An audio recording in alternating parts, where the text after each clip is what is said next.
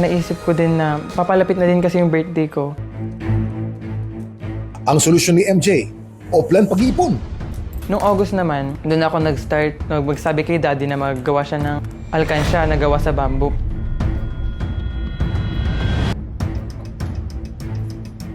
Ang tirang baon sa eskwela, hinuhulog niya sa kanyang alkansyang kawayan. Hanggang isang araw, napansin ni MJ na may lupa-lupa na raw ang paligid ng alkansya niya.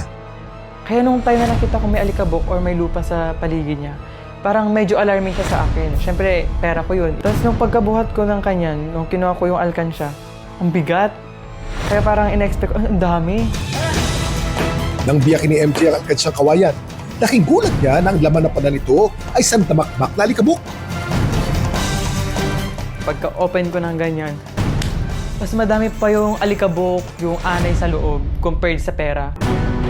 Ang simpleng alkansya na sana'y pag-iipunan ng pera, nagsimula na palang maging bahay ng mga anay.